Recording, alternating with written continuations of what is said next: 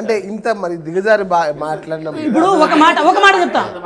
కేంద్ర మంత్రి కిషన్ రెడ్డి గారిని ఆయన కేసీఆర్ ని ఈ జనం రేవంత్ రెడ్డి పుడితే 100 మంది రావాలి.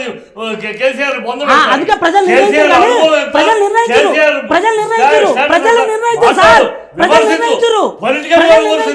ఒక మాట సిద్ధాంతాలు విమర్శించు.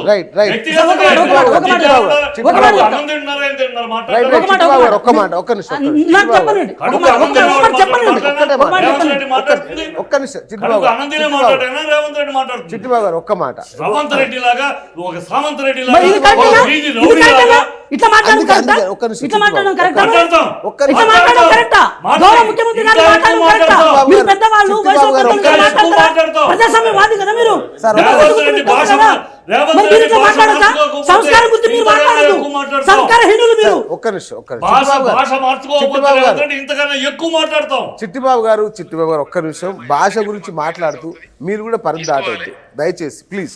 ఎందుకంటే ఇప్పుడు మనం మాట్లాడుతున్న టాపికే ఇప్పుడు మనం మాట్లాడే టాపికే ఈ తెలంగాణ రాష్ట్రంలోకి ఈ బూతులు ఎందుకు వస్తున్నాయి, ఈ భాష వద్దు, మన ఈ స్థాయిలో ఇప్పుడు మన ఈ దేశ ప్రజలకు కానీ రాష్ట్ర ప్రజలకు కానీ కొత్త జనరేషన్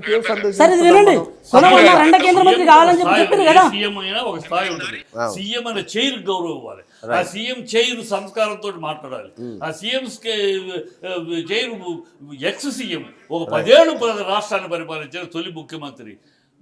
నువ్వు సిద్ధాంతాల మీద విమర్శించు, రాజకీయాలు విమర్శించు, వ్యక్తిగతంగా మొదలు పెడతాం. వాడు వీడు ఆయన వయసు ఏంటి, వాడు వీడు సన్నాసులు అంటారు, సన్నాసి అంటాం ఆయన్ని. అలా నేర్పించేదేమో సార్ ఇవన్నీ మనం ఇక్కడ వద్దు, ఆ భాష ఇక్కడ వద్దు. అందుకని ఆయన చెప్పులు చూపిస్తాడు. ఇలా మాట్లాడినప్పుడు అలాగే జరుగుతుంది. మేము చేసే సంసారం వేరే వాళ్ళు చేసే వ్యభిచారం అని చిత్రీకరించకండి సార్. మేము చేసే సంసారం వేరే వాళ్ళు చేసే వ్యభిచారం అని చిత్రీకరించకండి. మీరు పెద్దవాళ్ళు. కేసీఆర్ గారు కేంద్ర మంత్రి గారిని రండగాడని చెప్పి విమర్శించడం ఆ వీడియో ఇప్పటికీ ఉంది. దానికి మీరేమంటారు? అంటే వారు ప్రతిపక్ష నేతగా ఉన్నప్పుడు అన్నారా, ముఖ్యమంత్రిగా ఉన్నప్పుడు అన్నారు కదా. అంటే మాకు నేర్పించాల్సిన వాళ్ళే వారే పాటించకుండా చేస్తే తెలంగాణ సమాజం పాటిస్తుంది. మరి దానికి మీరు ఏం మాట్లాడకుండా మీరు అంటే మంచి పద్ధతిలో మాట్లాడి ఇప్పుడున్న వాళ్ళని అంటే మేము ఒప్పుకుంటాం, తప్పులేదు. ఇంకో పాయింట్ ఇక్కడ ఆలోచించవలసిన రేవంత్ రెడ్డి గారు కేసీఆర్ వార్నింగ్ ఇస్తున్నాడా తన పార్టీలో ఎగ్జాక్ట్లీ ఇప్పుడు సమస్య అది. ఇప్పుడు సమస్య ఏంటంటే కేసీఆర్ పెట్టి ఇప్పుడు బూతులు మాట్లాడడం అనేది సరే, అందరూ మాట్లాడుతున్నా అనుకుందాం. ఇక్కడ ఆయన ఎవరికి వార్నింగ్ ఇస్తున్నాడు అనేది ఇప్పుడు ప్రధాన సమస్య. ఎందుకంటే ఏం చేసినా బీఆర్ఎస్ ఈ వారం రోజుల్లోనూ నెల రోజుల్లోనూ అధికారంలోకి వచ్చే అవకాశం లేదు. ఇక్కడ జరుగుతున్న పెద్ద డ్రామా, రాజకీయ డ్రామా ఏం చేస్తున్నారంటే కాంగ్రెస్ ప్రజల దృష్టిని మళ్లించడానికి ఈ 6 గ్యారంటీల మీద ఆల్రెడీ బస్సు గ్యారంటీ మీద గొడవలు జరుగుతున్నాయి. నిన్న కూడా లేడీస్ వెళ్ళిపోయి ఆపకుండా వెళ్ళిపోతున్నారు, బస్సులు తగ్గించారు, ఆ గొడవలు జరుగుతున్నాయి. డ్రైవర్ని తీసి కొట్టడాలు కూడా జరుగుతున్నాయి. ఆటో వాళ్ళు దాని మీద ఇవన్నీ జరుగుతున్నాయి. విద్యుత్ ఇచ్చారు, విద్యుత్ మీద 2 ఆల్రెడీ బిల్లులు కట్టమని అడుగుతుంటే జనాలు ఎదురు చూస్తున్నారు. మీరు ప్రామిస్ చేశారు కట్టమంటారండి బిల్లు అని. ఆఫీసర్ బిల్లు మీటర్ రీడింగ్ వస్తే కొట్టేస్తున్నారు. సో ఈ జరుగుతుంది. ఇంకా మిగతా చేయటానికి వీళ్ళ దగ్గర వనరులు లేవు. చేసే ప్లానింగ్, పరిపాలన విధానం లేదు వీళ్ళకి. ఇప్పుడు ఎంతసేపు అప్పు అంటారు. పరిపాలన తెలిసిన వాళ్ళు అయితే ఆ మాట మాట్లాడరు. అప్పు అనేది ఎంత, క్యాపిటల్ ఇన్వెస్ట్మెంట్ ఎంత. ఇప్పుడు ఈ అప్పు చేయని రాష్ట్రం ఉందా ఈ దేశంలో? అప్పు చేయని దేశం ఉందా ఈ ప్రపంచంలో? అప్పు అనేది పరిపాలనలో భాగం.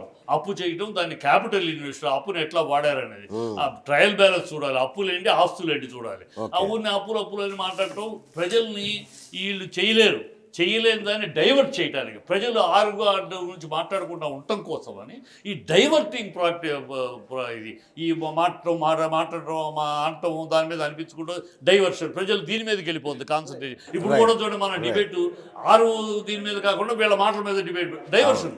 ఆ జనాన్ని డైవర్ట్ చేసే ఒక డ్రామా, పొలిటికల్ డ్రామా చేస్తారు. 6 గంటల మీద డిబేట్ పెడతాం, మీరు అడగండి మరి క్వశ్చన్. దాని మీద డిబేట్ పెడతాం, మరి మీరు డైవర్ట్ అవ్వద్దు. రేవంత్ రెడ్డి గారు ఇంకో మీటింగ్ లో మాట్లాడుతూ కూడా నేను ఇచ్చే హామీలను నెరవేర్చాలంటే సెంట్రల్ గవర్నమెంట్ కాంగ్రెస్ గెలిపిస్తే కానీ సార్ అది సోషల్ మీడియాలో కట్ అండ్ పేస్ట్ చేసింది. నేను చెప్తా దానికి వివరణ. విభజన హామీలు ఏదైతే విభజన చట్టంలో అమలు కావాల్సిన హామీలు ఉన్నాయో అవి అమలు కావాలంటే కేంద్రంలో కాంగ్రెస్ పార్టీ రావాలని అన్నారు. వీళ్ళైతే మీరు సార్ ఒక విషయం ఏంటంటే మనము పెద్ద అంటే మీరు చాలా పెద్దవాళ్ళు, మీకు ఈ రాజకీయాలు ఈ అంశాలు ఇవన్నీ మీకు తెలియని అంశాలు కాదు. 6 గ్యారెంటీల విషయానికి వచ్చినప్పుడు చిట్టుబాబు సార్కి ఒక మాట చెప్పాలి ఏంటంటే గ్యాస్ మేము 500 రూపాయలకి ఇస్తామన్నాం, వాళ్ళ మేనిఫెస్టో 400కి ఇస్తున్నారు కదా, మరి అప్పుడు వాళ్ళకి ఎక్కడి నుంచి పైసలు వచ్చాయి? మరి అరే మేము ఇస్తామన్నాం కదా 10 ఏళ్ళు. సార్ ఇప్పుడు మేము చేస్తానప్పుడు మీకు అద్భుతంగా అనిపించి మీరు చేస్తానప్పుడు నాకు సింపుల్ ఎట్లా అనిపించింది? మీరు రైతు బంధు 16,000కి ఇస్తాను సాధ్యమైంది. మేము చేసి చూపించాం, మీరు చెయ్యండి. మీరు చేయలేరు, ఎన్నికల గారడీలు, ఎన్నికల మాయ ఇదేదో మీకు కొత్త కాదు కదా సార్. మీరు వచ్చారు, మీరు హామీలు ఇచ్చి వచ్చారు, అబద్ధాలు చెప్పి నాలుగుతో నోటికి వచ్చింది మాట్లాడి ఇప్పుడు 6 గ్యారెంటీలు మీరు చేసే మీ దగ్గర కెపాసిటీ లేదు, చేయలేరు అని చెప్తున్నాం. ఎలా చేయగలరో చెప్పండి. అయిపోయింది 100%. 100 రోజులు టైం ఉంటుంది కదా, 100 రోజులు టైం ఉంటుంది కదా సార్. మీరు ఒక మాట కంగారు పడదు. ఇప్పుడు కొబ్బరి చెట్టు పాతేగిన కాయలు కాదు, ఇప్పుడు ప్రభుత్వం వచ్చింది 70 రోజులు బీజేపీలో మీరు అంటుంటే మాకు నవ్వొస్తుంది, కానీ సంవత్సరానికి 2 కోట్ల ఉద్యోగాలు ఇస్తున్నారు, 10 సంవత్సరాలకు 20 కోట్ల ఉద్యోగాలు కావాలి. సపోర్ట్ చేస్తున్నా. సార్ అల్టిమేట్లీ మనం ప్రజలకు ఆన్సరబుల్ కాదు కదా. ఒట్టి వాగుడు డబాయింపు తప్పితే మేము చేస్తాం. లేస్తే మనుషులు చెయ్యండి, లెగవండి, లేచి చెయ్యండి అని చెప్తున్నా. మనుషులు కావాలి, డైలాగ్ వద్దు, లెగవండి, చెయ్యండి.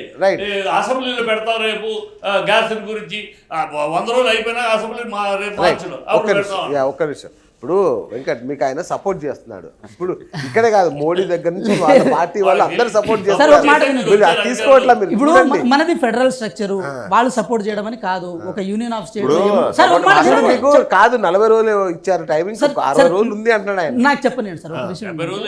70 సార్ ఒక విషయం ఏంటంటే, సరే బీఆర్ఎస్ పార్టీ అధికారాన్ని కోల్పోయిన ప్రొసెస్లో మాట్లాడుతుందని చెప్పి అనుకోవచ్చు, కానీ ఒక మాట చెప్తున్నా, బీజేపీ విషయానికి వచ్చినప్పుడు వారేవో ప్రతిపక్ష పాత్ర పోషిస్తున్నట్టు ఫీల్ అవుతున్నప్పటికీ కూడా కేంద్రంలో వాళ్ళ అధికారంలో ఉన్నప్పుడు ఏమైందంటే ఈ 10 సంవత్సరాల కాలంలో ఈ తెలంగాణ ప్రజలు కానీ దేశవ్యాప్తంగా కానీ ఎవరికి మేము ఎంత చేసినా, మేము ఇచ్చిన హామీల విషయంలో మా చిత్తశుద్ధిని ఎంతవరకు నిరూపించుకున్నాం అని చెప్పి క్రాస్ చెక్ చేసుకోవాల్సిన బాధ్యత వాళ్ళకి ఉంటుంది. ఇప్పుడు వాళ్ళు ఎందుకు తిడుతున్నారు? ఆయన సపోర్ట్ చేస్తున్నాడు మీకు. సార్ మేమేమంటున్నాం సార్, ఒక మాట చెప్పండి సార్. ఒక విషయం ఏంటంటే వారు పార్టీగా మాకు సపోర్ట్, ఇది కాదు సార్ ఇక్కడ ఇంపార్టెంట్. మీరు ఒకటి గమనించండి, మీరు మళ్ళీ దాన్ని ఇష్యూని డిఫెన్స్ వేలో తీసుకెళ్ళి దాన్ని ఒక మాట చెప్తున్నాను చూడండి. ఇక్కడ ఏంటంటే కాంగ్రెస్కి బీజేపీకి ఒక ఘాటన పెట్టే ప్రయత్నం మీరు చేస్తున్నప్పుడు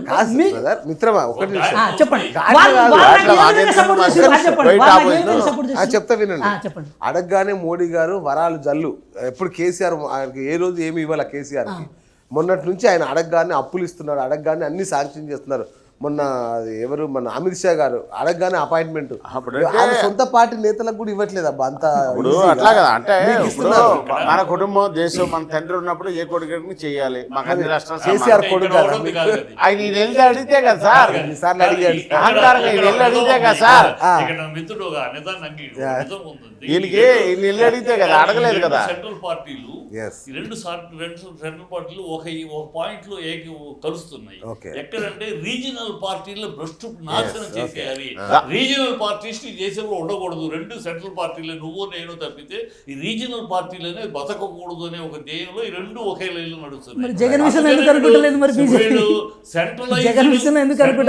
పరిపాలన తప్పితే ఫెడరల్ సిస్టమ్ పరిపాలనకి వీళ్ళిద్దరికీ ఇష్టం లేదు. వాళ్ళ పైన కూర్చోవాలి, ఢిల్లీలో కూర్చోంటే మిగతా రాష్ట్రాలన్నీ సామంతులుగాను వీళ్ళ ఆధిపత్యంలో నడవాలి తప్పితే ఇక్కడ రీజనల్ గొంతు రాకూడదు అనేది ఈ 2 ఆ విషయంలో. అయిపోయింది. ప్రతినిధి మాట్లాడుతున్నాడు కాదు. ఇప్పుడు మన కంగారు పడతాం, రేవంత్ రెడ్డి గారికి 100 రోజులు టైం అడిగారు, ఆ 6 గంటలు టైం ఇవ్వాలి. మన కంగారు పడ చేసిన తర్వాత అప్పుడు మనం చూడాలి, అంతేగాని ఈయన రేపు ఇప్పుడు కేసీఆర్ గారు 10 సంవత్సరాలు ఏం పాలించారు? అహంకారంతో పరిపాలించాడు. ఒక ఎమ్మెల్యేకి అపాయింట్మెంట్, ఒక మినిస్టర్కి అపాయింట్మెంట్ ఉండేది కాదు, ఒక ఎంపీకి అపాయింట్మెంట్ ఉండేది కాదు. సెక్రటరీ కూడా రేవంత్ రెడ్డిని కూడా సెక్రటరీలో రాకుండా కూడా అడ్డుకున్న పరిస్థితి కూడా ఉన్నది. అలాగే ఇప్పుడు జగన్ ఉన్నాడు, చంద్రబాబు నాయుడు ఉన్నాడు, జగన్ ఉన్నాడు, స్టాలిన్ ఉన్నాడు, ఇప్పుడు మమతా బెనర్జీ ఉంది. ఎట్లా నిరంకుశంగా పరిపాలిస్తున్నారు. ఇప్పుడు జగన్ ఉన్నాడు చూడండి, అయోమయం అంట జనం. సో మీకు రీజనల్ పార్టీలు వద్దు. రీజనల్ పార్టీలు కాదు, నేను రీజనల్ పార్టీలు తొక్కేయాలంటే రీజనల్ పార్టీ తొక్కుతున్నారా? ఒక సింపుల్ లాజిక్. ఒరిస్సా ఉంది, నవీన్ పట్నాయక్ చేస్తారు, అక్కడ ఏమైనా డిస్టర్బ్ ఉంటుందా? ఉండదు కదా, చాలా హ్యాపీ కదా. మొన్న బీహార్ లో బాగా డిస్టర్బ్ చేశారు. ఎవరు? మేము ఎందుకు చేస్తాం? అయినా సార్ బీఆర్ఎస్ జాతీయ పార్టీ కదా, టీఆర్ఎస్ నుంచి బీఆర్ఎస్ గా మారింది, తొండముదిరి ఊసరవేలైంది. ఇంకా మీరు కొత్తగా చెప్తున్నది మాకు మరి ఏమని? ఇప్పుడు బీఆర్ఎస్ జాతీయ పార్టీ కదా సార్, మహారాష్ట్రలో మీ పార్టీ ఉంది, అధ్యక్షుడు ఉన్నాడు, ఆంధ్రప్రదేశ్ అధ్యక్షుడు, రీజనల్ పార్టీ లేదు కదా. లేదు సార్, రీజనల్ పార్టీ జాతీయ పార్టీగా వీళ్ళిద్దరూ తెలంగాణ ప్రజల చెవులో పూలు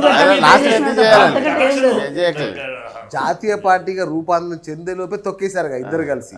ఇప్పుడు ఆయన పడిపోయాడు, ఆయనకాయనే బ్రహ్మాస్త్రం.